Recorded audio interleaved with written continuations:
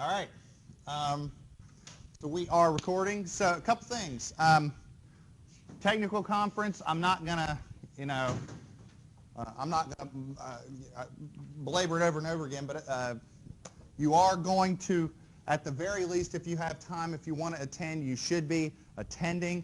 Notice how I don't have my my AISC Steel manual reminder on here, because by now, hopefully, I've beat it into the ground enough that you should be bringing it every day.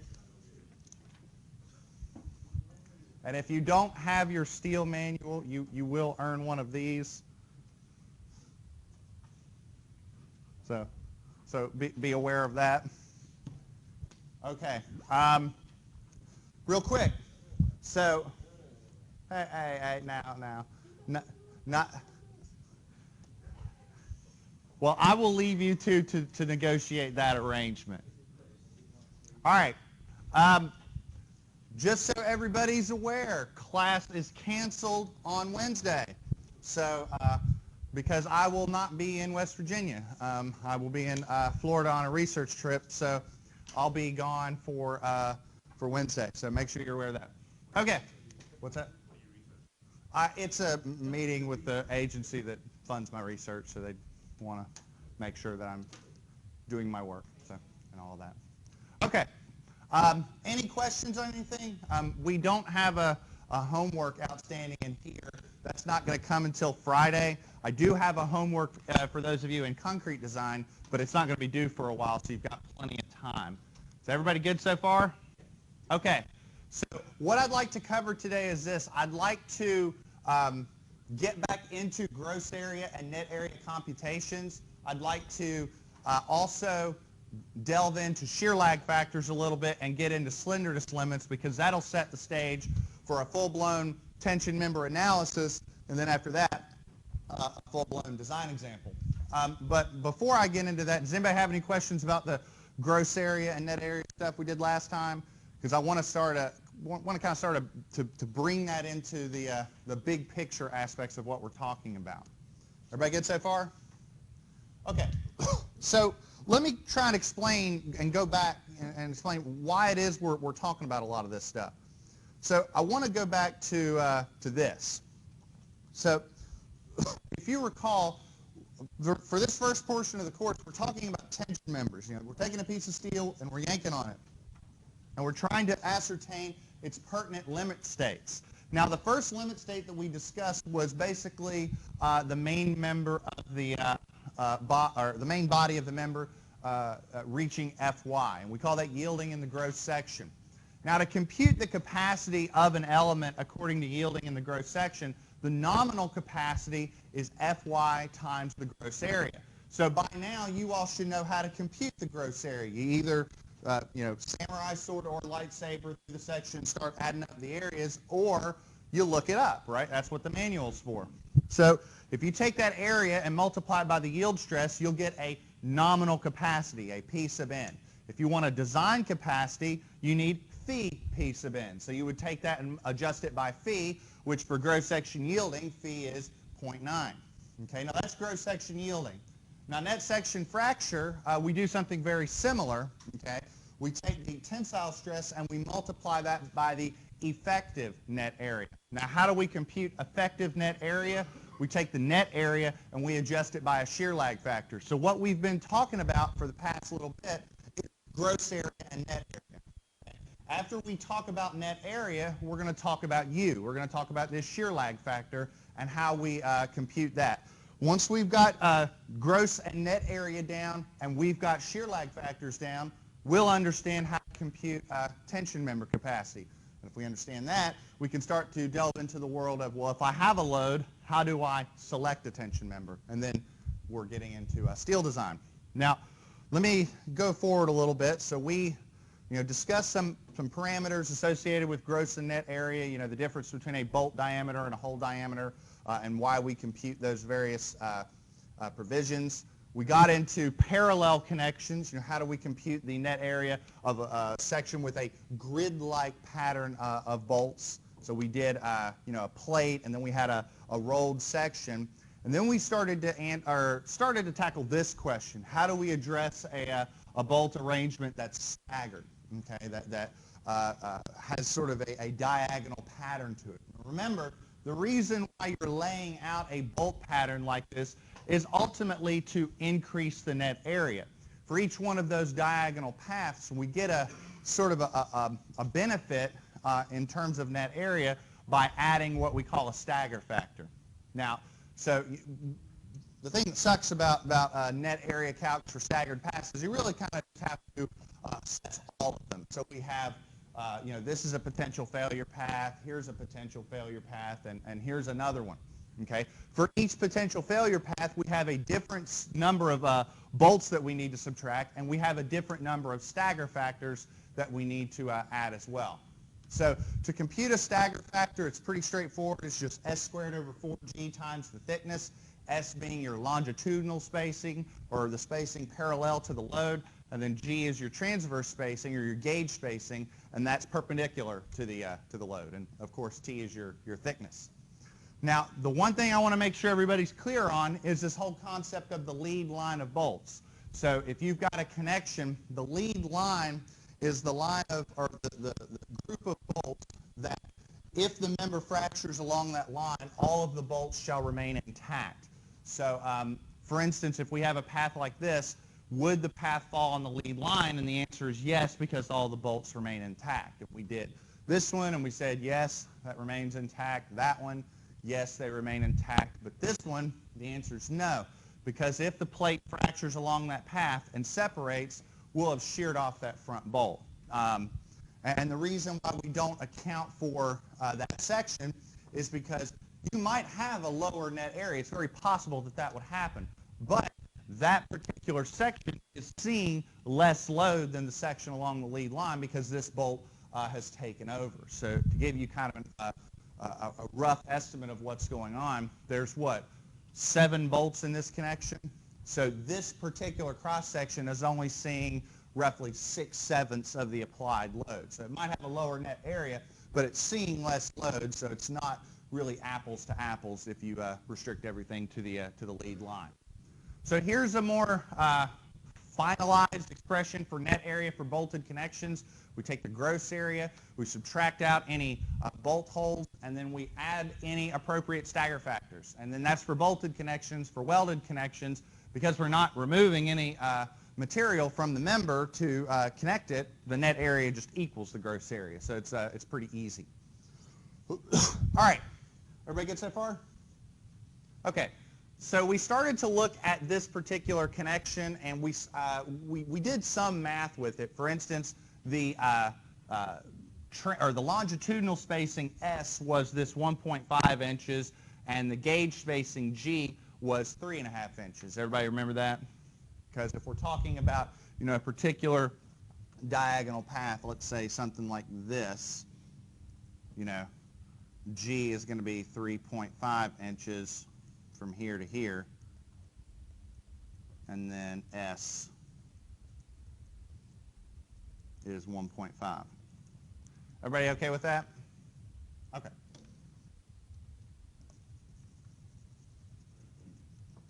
All right. Oh, there we go. So we had started to do some calcs, and we didn't quite finish them, but this will help us out. So we have a plate that's 12 inches by 1 inches, so we know the gross area is going to be 12 square inches. We know the bolts are 3/4 inch diameter bolts, so the holes are 7/8 inches in diameter. So we can calculate the area of a hole by just saying 7/8 times the thickness. And then we went ahead and computed a stagger factor and just S squared T over 4G and got that to be 0.161. Everybody good? Okay. Now, what I want to do is this. Let's see, I might be able to do this all on one slide. We'll see. Okay. I want to start to identify potential failure paths for this connection. So what I'm going to do is I'm going to redraw this connection, but I'm going to add some information to this. So let's see what we got. We got a member that goes something like this. Something like that. and we are applying some load P. So it's a member that's being subjected to tension. Okay. Now, correct me if I'm wrong, but the bolt pattern looks something about like this. We've got something like that, something like that, that, and that. Fair point? Okay. Now, what I'm going to do is I'm going to start to add some labels to this connection to help our naming conventions. So let's see. I'm going to say that this point right here, we're going to say that's A. This point right here, that's B. We're going to say this one is C. This is D. This is E. Then we're going to say this point right here is F.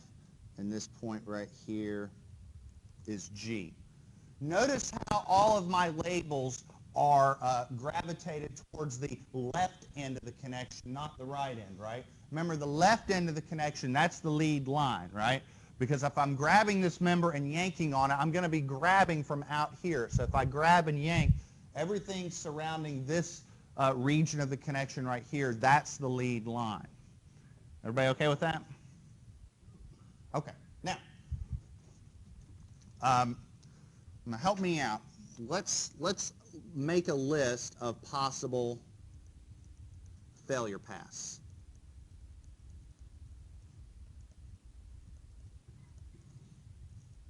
Let's make a list of possible failure paths. So I want somebody out there to write out, so that's why we listed these letters here so that we can all make sure we're referencing the same thing. Somebody spit out a potential failure path for this connection. Say it again. ADF. Okay, so ADF is a very potential failure path. So ADF. And that's going to look something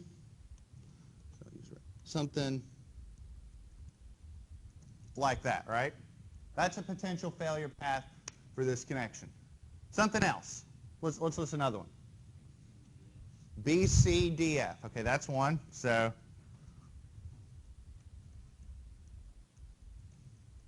BCDF. So that's going to look something about like that, right? What's another one?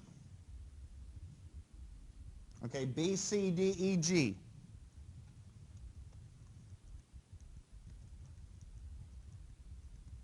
So that's going to go down, over, down, down like that, right? Is there one that we missed?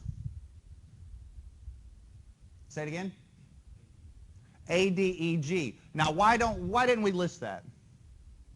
It's the same as this one, right? So, but I actually am going to put this. I'm going to say ADEG here because it's technically the same. The connection's symmetric. Everything's symmetric about the center line of bolts, so the math isn't going to change. Okay. Now, the thing I will point out: this particular connection is symmetric. It might not be in other instances, so you definitely want to make sure you're identifying them appropriately. Everybody all right with that? Okay. Now, let's also be clear on a couple things before we start doing our calculations. Remind me, okay, gross area was what? Making sure y'all referencing everything. 12 square inches. The area of a hole was what? 7/8 or 0.875. And what was a stagger factor? 161. All right, sound good? And remember, to calculate the net area, we take the gross area, we subtract out the number of holes, and we add the appropriate number of stagger factors, right? Sound good? So I'll even write that out. I'll even put that down here. So net area equals the gross area minus the sum of the holes plus the sum of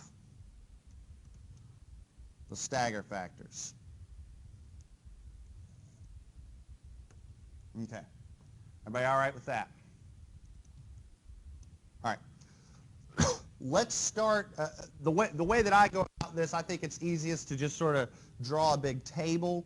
So let's look at this. I think I can fit all this right here, and I think I'm going to try and do that. All right. So I'm going to draw out a little table, and I'm going to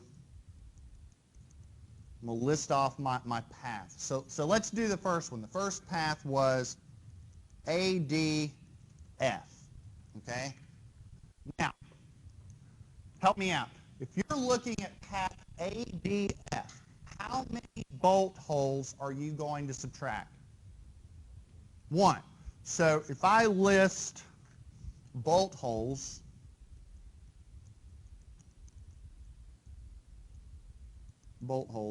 and I list those as a negative, I need to subtract 1 bolt hole.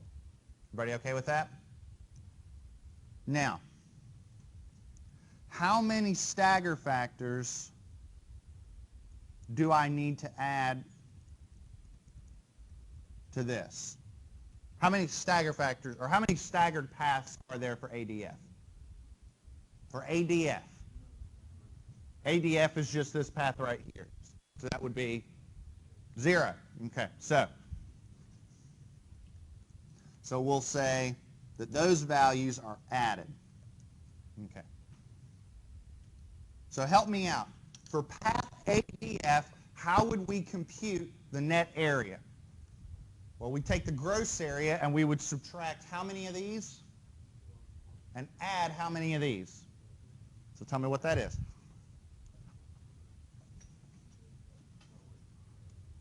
What's that?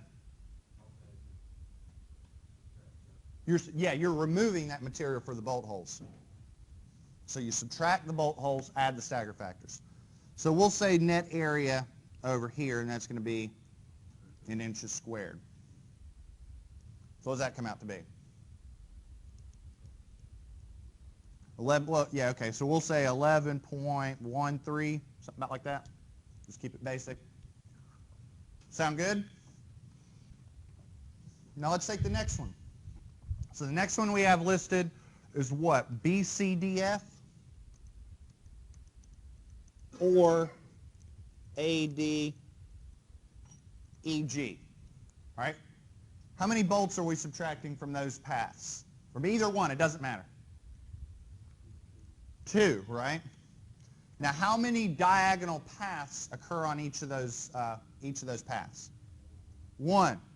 So for that, we're going to subtract 2 bolts. So, if we go this way or go that way, we're subtracting 2 bolt holes, but we're adding 1 diagonal path for each connection. So this minus 2 of these plus 1 of those.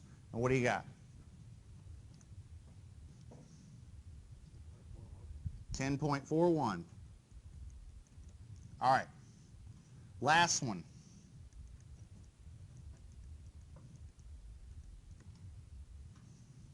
So this one should probably go pretty quick. Help me out. How many bolts are we subtracting? 3. How many diagonal paths? 2.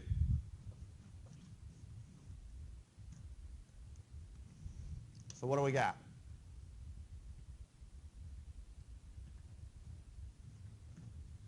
Say it again. 9.720. Everybody else get that? Okay. Everybody okay with this? Now, you tell me, if you're taking this member and yanking on it, which path do you think that this member will fail on first? The top one, the middle one, or the bottom one? The bottom one, right? In other words, if I'm yanking on it, it's going to fail along the path of least resistance. This path, this last one, is going to offer the least resistance because it has the least amount of area. So if I'm going to say, okay, what is the net area of this connection? The net area is 9.70 inches squared.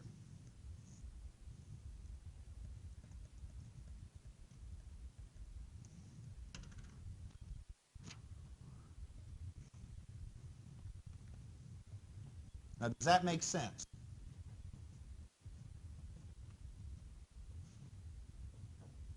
Anybody have any questions? This isn't too bad, is it? Pretty straightforward. So wouldn't there be a chance maybe that the middle bolt that's not overly fine would fail? Well, in what way? Are you saying just the bolt's just going to happen to fail by itself, or? You know, I believe this assessment would be blind, so I was thinking there'd be a chance in some instance that the middle bolt would fail. So we didn't analyze. Okay. Let me ask you a follow-up, and let's see if this makes sense. So let's say then that I'm applying load to this connection. Let's say I'm putting 700 kips on it. Okay. Now there's 1, 2, 3, 4, 5, 6, 7 bolts in it, right? Okay. So a reasonable assumption might be that if I'm just looking at the bolts, just the bolts, ignoring the plate, would a reasonable assumption be that each bolt is seeing about 100 kips? Okay, so in that respect, if I'm just looking at the bolt, is there a chance that one bolt would, you see what I'm saying, that one bolt would fit with the other if they're all seeing an equal amount of load? Does that make sense? What I'm getting at is that if we're looking at the bolts, which is a separate issue, we're assuming that all the bolts are going to be equally loaded. So seeing, this bolt fail before this one or something, that's not really an assessment that we would make in design, because we're just going to assume they're all equally loaded. Now, if you want to talk about the plate, if you want to talk about the plate failing along B, C, E, G, I mean, if you wanted me to go through that net area calc, I'm more than happy to, but you're going to see it's not going to govern. I'll tell you what, do this, all right? What would the net area be if we went along B, C, E, G? How many bolt holes would we subtract? 2. How many stagger factors? 0. Do that math, tell me what you get.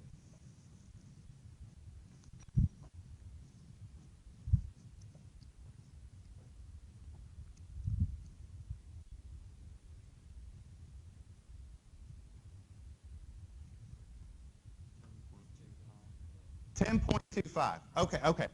Now, first off, that area is more than this one, okay? So right off the bat, it wouldn't govern. But let's say it did. Let's live in the world that it did. So you got what, 10.2 something, 10.25. Okay, that area only it doesn't correspond to all of the load, because see, this bolt's already given up. This section right here is not seeing 100% of the load. It's only seeing about, what, 85% of it or something like that, because one bolt's given up, okay? So what you would have to do in order to compare apples to apples is do this, okay? So we have 1, 2, 3, 4, 5, 6, 7 bolts, right? 7 bolts, right? Along this path, one of them has given up. Does that make sense? Okay, so you got, and I'll sort of do this over here on the side. I'll say B, C, E, G. You got an area of 10.25? 10.25. But that corresponds to what I'll say is this. That only corresponds to 6/7 of the load. Does that make sense? Because one bolt has given up. It's not seeing the full amount of the stress. To compare this value to these would be like comparing apples to oranges, because all of these paths, they see 100% of that load. Everybody okay with that? If you want to compare apples to apples, what you will have to do to this number is this. You'll have to take 10.25 and multiply it by the reciprocal. That way you're comparing apples to apples. What do you get when you do that? 11.96. So this is the value that you would compare to these. This would be an apples to apples comparison. Now this one's bigger than all of these, right? So to go back to your question, that was just eliminating one bolt. What if we started cutting sections like right here and right here and right here? It would just get even worse, right? Does that make sense? So that's why we never check anything beyond the lead line, because this will almost always happen, like always. Okay? Does that help answer your question? Everybody else? Okay. So moral of the story, lead line only. All right? Everybody good? All right. Anything else? All right. Okay. What? I got people are chuckling. Goodness. I haven't even told any jokes yet, which is sort of strange for me. It wasn't even a joke. Literally, walk into the AISI headquarters in Washington, D.C. Steelers logo right there on the wall. But, yeah. What's that? Oh. Yeah, that'll look. Okay. Now, we're going to do this problem, which is a little different. This is going to be a staggered connection, but the staggered connection jumps across different elements of the angle. So we've got an angled connection that's being bolted here and here, but notice how there's a stagger along the legs. We're going to do a little bit of a dimensional trick with this, but ultimately the goal is to try and take this and turn it into a plate. Okay, so we'll take our time with this, but I really want to make sure this makes sense. Okay. Oh. All right, so L7 by 4 by 5/8. So you all have this. I'm going to add some dimensions and ultimately try and increase the clarity of what's going on. So 3B. Okay, first off, we have an L7 by 4 by 5/8. Okay. So our goal is to compute the net area. What's the first step in computing the net area? What is the gross area of an L7 by 4 by 5/8? All right. 7.79?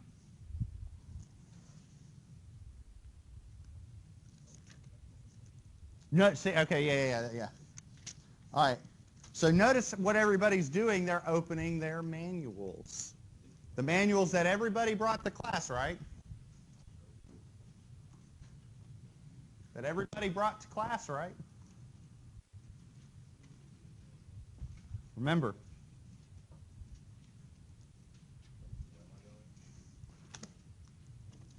All right, so you tell me. Okay, so first off, you're a little far ahead. Okay, so you need to go to the angle section, the L section.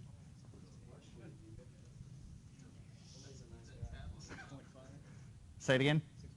6.5. Okay, 6.5. I've got a 6.5. Anybody else get that? Yes. All right, so 6.5. Oh, hold on. Whoop. Now, here's what I'm going to do.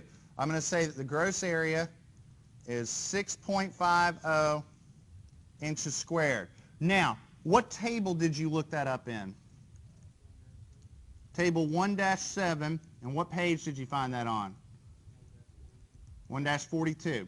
Okay, so for those of you that are still looking, now you know where to find this. I'm not going to move forward until everybody's got this. So, okay. You got it? You're on there. You're on there. There we go. No. I know. It's a Monday. Yeah. I got a case of the Mondays. And he's not there? No. There we go. There we go. There we go. There we go. It's in the mail. Okay, all right. I'll forgive you for that. It's in the mail. All right. And I see you got that. All right. So, everybody good? Yeah. Okay, so good. This is stuff I want to make sure you're familiar with. All right. Now, here's a trick question. What is the thickness of those legs going to be? Hold on. How about this? Mr. Schaffer, what's the thickness of the angle legs going to be? This drawing's to scale. You don't need the drawing. Oh, the L758. There we go.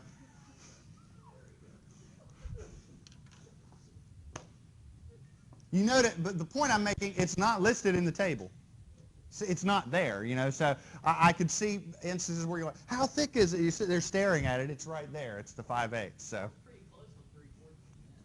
you okay? That was pretty close. I will give you that. But it isn't CE 414 horseshoes or CE 414 hand grenades, you know. All right. Now, what's our bolt diameter?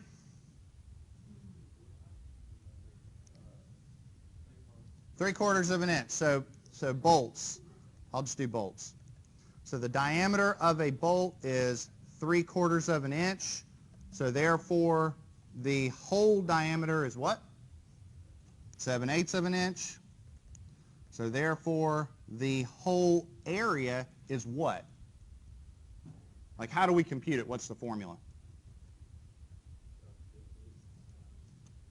There you go. So the diameter of the hole times the thickness, which is 7/8 times 5/8. So if you want, you could say that's what, 35/64 or something like that. Somebody give me a decimal. We'll say 3 decimal places. 547. Got a second on that? Nobody even? Oh. It really is Monday, isn't it?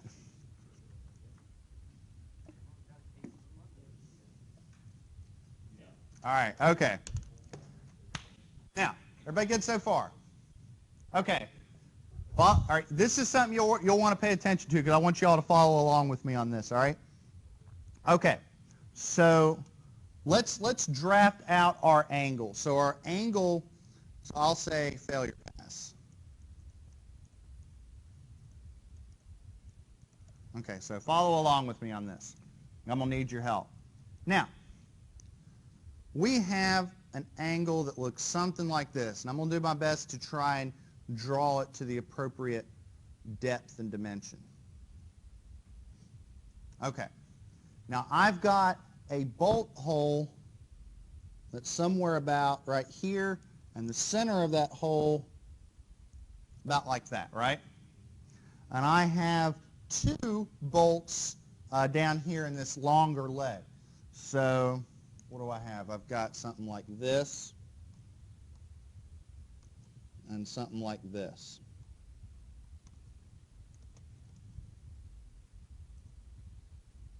Okay. Now, hopefully you see by the scale that the longer leg is the one that's 7 inches and this is 4 inches, right? Everybody okay with that? All right. So we'll do this. We'll do this. And we'll say 7 inches. Okay. Yes, that's a good question. From edge to edge, yes. So this one is from here to here, and that dimension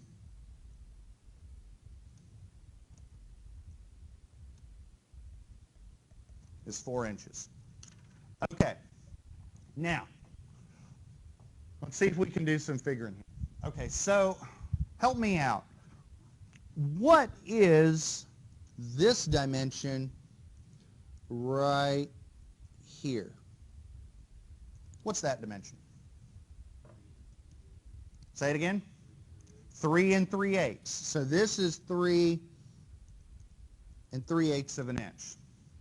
Everybody with me on that? Okay. Now, what is this dimension? 1 1/2. So we'll say that right there. Okay. So, yes, sir. Didn't it say right there? All right. So, help me out. What then is that dimension?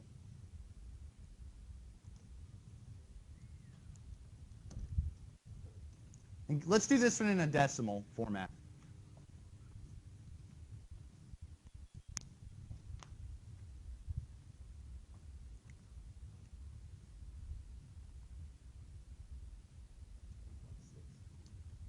Say it again.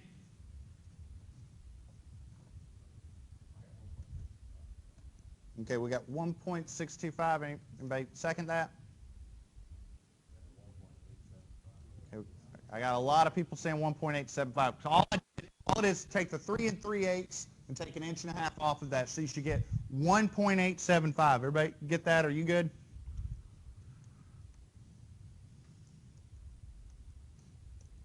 Did you get that? Okay. All right. Okay. Help me out with a couple things. So now help me out on this end. So this dimension, or the dimensions that we have right here. Do we have the center to center spacing? 3 inches. Do we have the edge spacing right here? 1.5. So help me out. What's this dimension right here?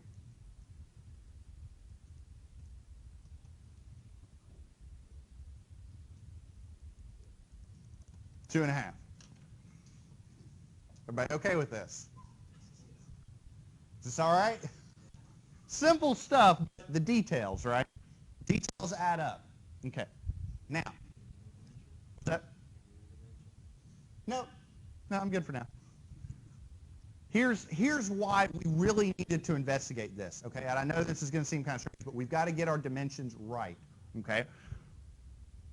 Again, what's our secret weapon? Samurai sword or lightsaber, right? So what I'm going to do is this. This is what I'm going to do. Right here along this green dashed line, okay, I'm going to chop this part off, okay? And then I'm going to take this and I'm going to stick it on top like that. Everybody okay with that? I'm going to turn the angle into an equivalent plate, okay?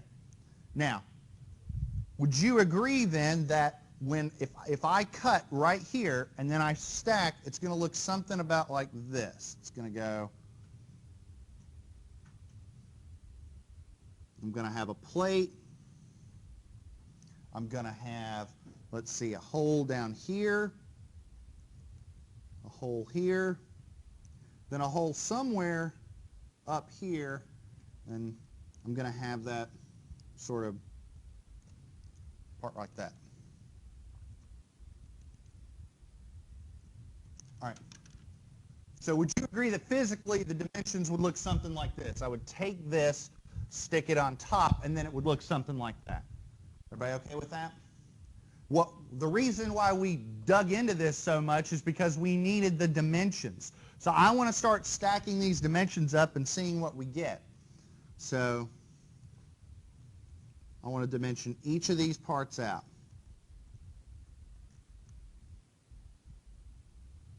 So we'll start out with the simple ones, and we'll get to the more complicated ones as we go. Let's start off with the very bottom. What's this? And what's this? 3. Okay, so 1.5 inches and 3 inches. What about that one on the way tippy top? What is that? 1.5 inches. Okay, now, this one right here, what is that? Say it again. 4.375. Now, how did you get that?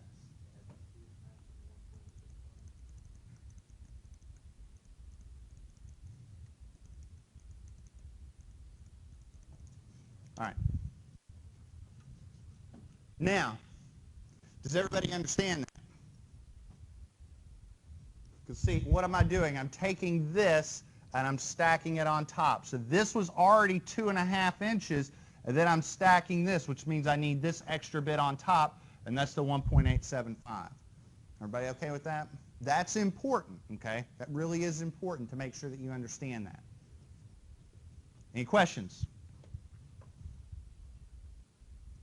Okay. Am I good to move on? Okay. So, I assume everybody's got that. Okay.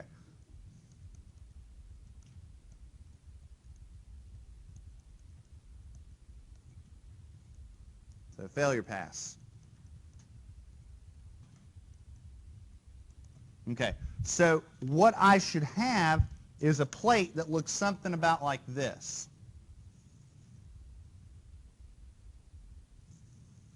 Okay. Now, I'm also going to have this sort of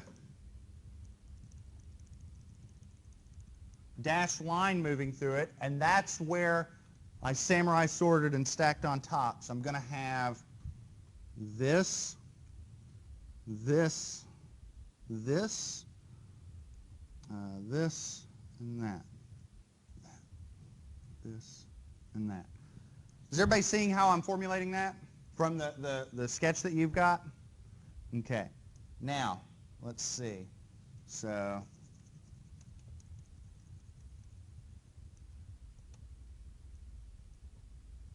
I'm yanking on this like so. So help me out. Does the lead line wrap around the bolts on the left side of the connection or the right side of the connection? Right side. So what I ought to be doing is I ought to be saying, you know, this is bolt A. This is bolt B. This is bolt C. This is bolt D. This is bolt E. Now, help me out. Let's see. First off, what are our possible failure paths? Like, how many of them do we have? Let's start listing some. What's the first failure path that you see? A, B, D, E. So A, B, D, E.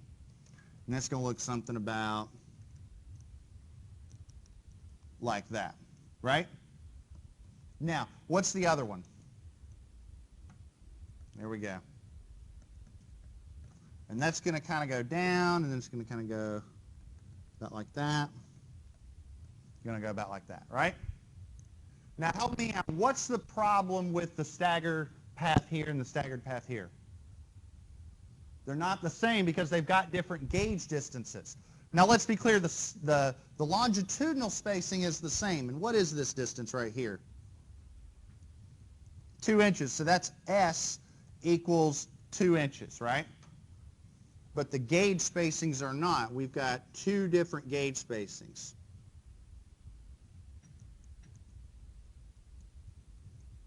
So what I'll do is I'll say this. So we'll say G1 and G2. So what's G1 and G2? What's the top one?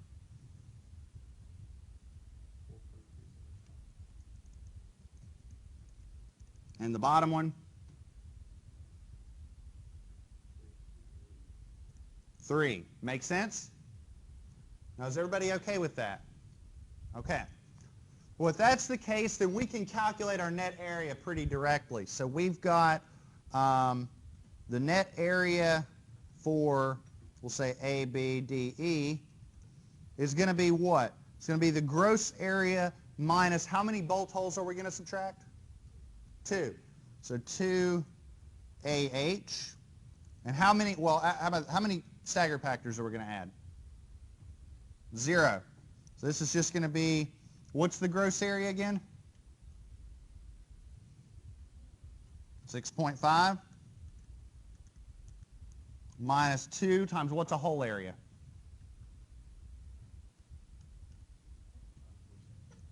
Bless you. Equals. Maybe I should go ahead and put that up here. So the gross area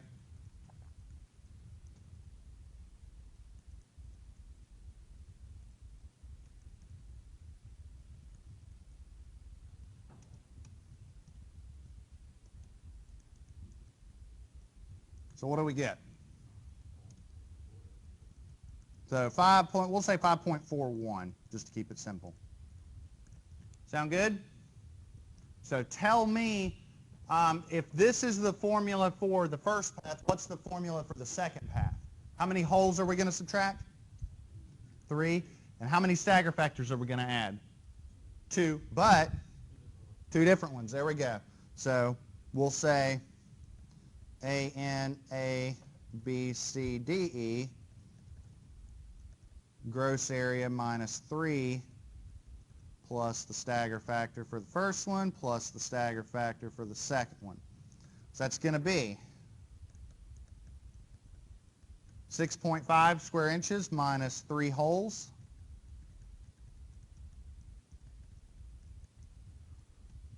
plus, so we're going to have, what's the stagger factor? It's S squared times T over 4G, right?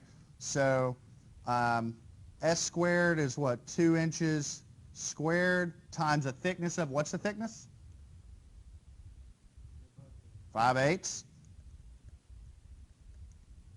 over 4 times G1.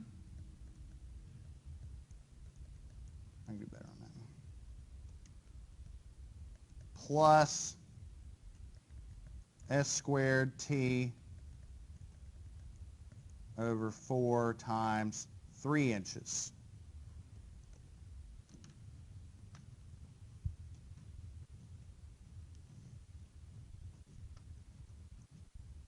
Does this make sense? Everybody okay with this?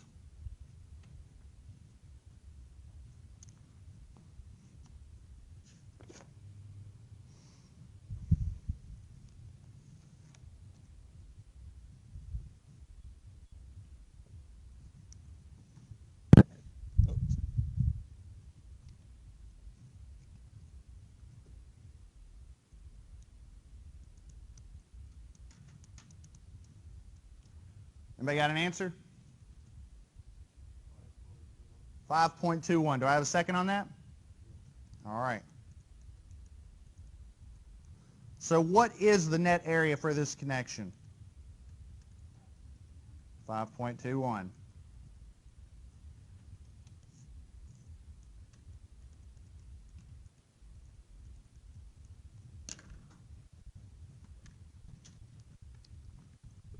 All right. Any questions? Yes, sir. How often is it that the path with the most bolt holes wouldn't be the governing? Well, that's a good question. It depends on just your spacing. Yeah. Like, I mean, it's possible, but how is... well, think about it like this. What if, okay, this is a 2-inch spacing. What if it was 3? Yeah. You know what I mean? That's not unheard of. I mean, bolt spacings go anywhere from 2 inches to 3. I mean, 3 inches is actually a very common bolt increment. So if that was 3 inches, maybe this one wouldn't have governed. You know what I mean? So it's very possible. You know, very possible. Anybody else? This is good stuff. All right. I do have a little bit of time left, so I want to jump into our other, I guess, you know, tough theoretical issue with shear lag, or with tension members, and that is shear lag. So let me at least briefly discuss it a little bit, and then we'll sort of call it for today, and we'll pick this up, you know, in detail next time. Where did my little clicker go? Ah, there we go. Okay. So this will be a little bit of movie time, but I do want to kind of make sure this makes sense. Okay. Now, to begin my discussion of shear lag, I want to go back to this connection. Okay. This is a wide flange section where the bolts are, or where the members bolted via the flanges. What's going on with the web? There's nothing there, right? The bolts are here and here, but there's no bolts within the web. Okay? Make sense? All right. That makes sense from a fabrication standpoint, because if I'm connecting this member to the next one over, that's a really easy way to do it. The problem is that I don't have a uniform connection right around here. The web is not seeing any of that stress directly.